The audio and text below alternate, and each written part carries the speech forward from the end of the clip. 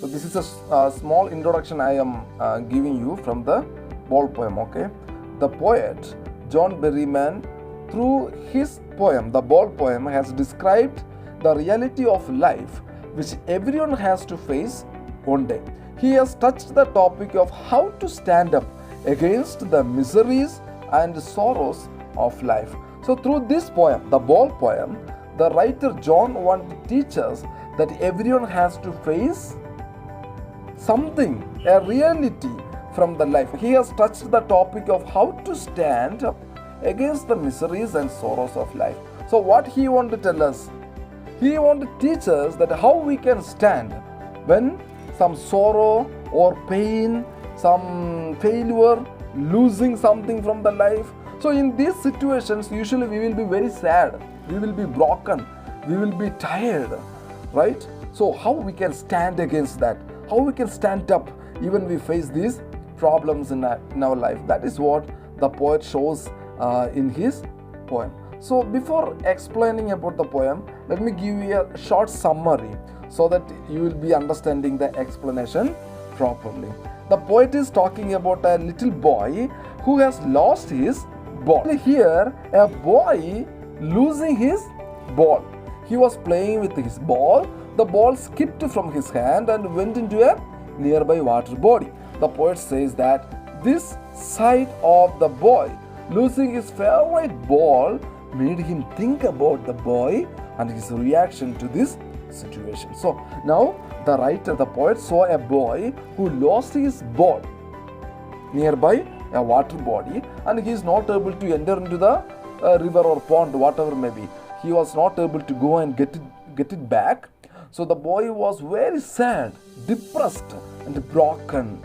And now the poet is seeing how his feeling is, how the child is reacting to this loss.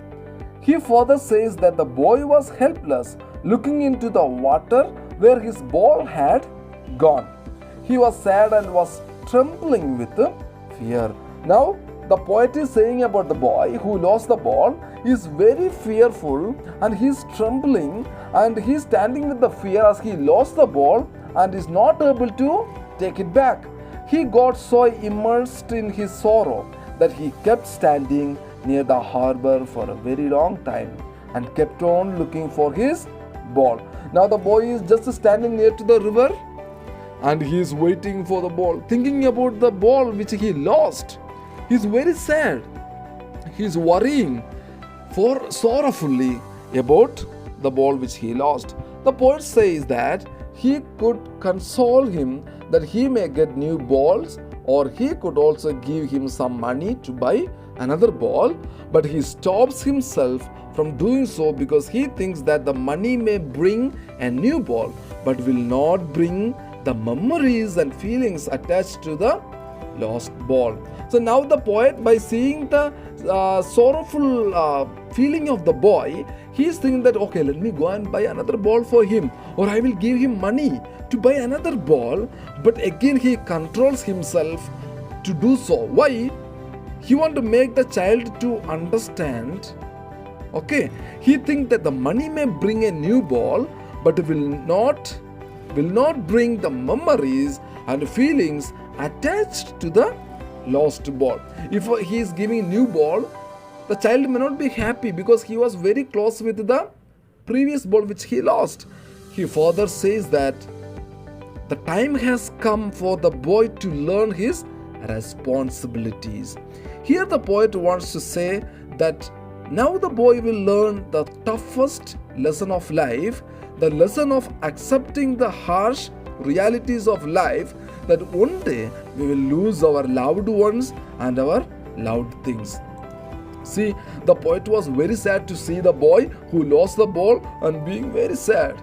Maybe he is crying, looking at the river, looking at the water body. Oh my God, I lost my ball. He is not able to go and get. So the poet wants to help him by giving a new ball or by giving the money to buy. Still he is thinking, no, I should not do it, because this is the time the child has to learn some important lessons of life. What is that important lessons of life? The lesson of accepting the harsh realities of life, that one day we will lose our loved ones and our loving things. If we love something more, things or a person, whatever may be, it will leave us one day, right? The person means, surely the person will leave, whether leaving from your life or passing away, we don't know. If you love some things, it will break one day, or it will lose. You will lose it somewhere, or you will break it and it will spoil, right? This reality of life, this is a reality of life that we have to know from the life. That is what poet beautifully made a poem called the Ball Poem. So now you have to look into the poem, the Ball Poem. What is the boy now who has lost his ball? What is he to do? I saw it go merrily bouncing down the street, and then merrily over. There it is in the water. What is merrily? Cheerfully, okay? Bouncing means jumping up and down, okay? The poet is talking about a boy who has lost his ball. He wants to know about him and his reaction because he has lost his ball. Further, he asks to himself that what this boy will do after losing his ball. The poet has seen the ball going away from the boy. He says that the ball was cheerfully jumping up and down in the street. This means that when the ball skipped from boy's hand, it went into the street, and later on it fell into the nearby river. That is what in the first stanza. No use to say, oh, there are other balls. An ultimate shaking grief fixes the boy. As he stands rigid, trembling, staring down all his young days into the harbor where his ball went. I would not intrude on him. A dim another ball is worthless. Now he senses first responsibility. Wow. Here the word grief is sorrow. Rigid means fixed. Trembling means shaking. Harbor, dock, the port, whether you can see near the river and all.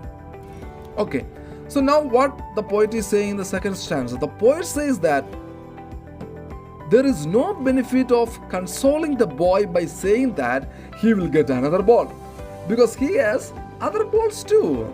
He says so because the boy is feeling very sad. He is completely surrounded by sorrow. He is sad because all the memories of the childhood's days went down the harbor with the ball.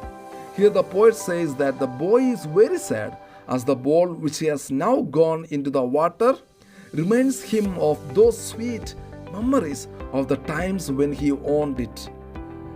This loss is unbearable for him and he is grief stricken. The poet says that he can't even tell the boy to take some money from him in order to buy another ball. He says so because the new ball will not bring the sense of belonging to the boy, because the child is so close to the ball which he lost. From childhood he was keeping. If the poet is giving another ball, it may not match with the same ball. The feeling, the attraction, the love, it may not be there. So it is not possible to give another ball. Further, the poet says that the time has come for the boy to learn the responsibility of taking care of his things. So through this only we will be learning how to take care of our things, right?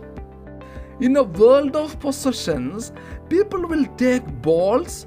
Balls will be lost away always, little boy. And no one buys a ball back. Money is external. He is learning well behind his desperate eyes the epistemology of loss, how to stand up, knowing what every man must one day know, and most know many days how to stand up. That's a wonderful stanza. Here possessions means ownership, okay? Disparate means hopeless. What is epistemology? Here you can see a word epistemology. It's actually a Greek word. Epistem means knowledge. It's a knowledge. Okay, let us see what poet says in the last stanza. Here the poet says that the boy has to learn that in this materialistic world, many of his belongings will be lost, right? So in this world, we are having a lot of things, material or people, whatever maybe which belongs to us, will lose one day. He personifies the ball as his belongings, be it the worldly things or the relationships he is in possession of. So he says that he has to learn to live without them no matter what. So one day you have to live without that, right? If you are loving somebody, or if you love some things with you, you have to know that one day or another day you are going to live without that or without that person. So this is a reality that we have to accept and keep in mind. He says no one can buy back such things for him. The poet said so because according to him, money can't buy you everything. If it does buy you some materialistic thing, still it will not be able to buy the sense of belongingness. He says that the boy is learning how to stand up against the sense of lost things. This means that the boy is trying to learn the real truth of life, which states that you have to accept the miseries of life and stand up again. This is a truth which everyone has to learn in his or her life. The harsh truth of standing up against the old miseries of life that everyone has to bear. So whatever comes in our life, you have to keep in mind, one day you are going to lose it, whatever it may be. Okay, no matter what, whether a person or thing, if it is with you, one day or another day you are going to lose, or you are going to lose them or lose it, or it is going to go away from your life. So you have to know this truth and live according to that. We have to stand. We should not think and fear and cry. We should not think about the losing things and looking that and wasting time. We should stand and move forward. That is what poet want to tell us, to learn to stand. If you are losing, or if you are failing, or if you are facing problems, whatever may be, you have to still stand from the place where you fall and walk forward.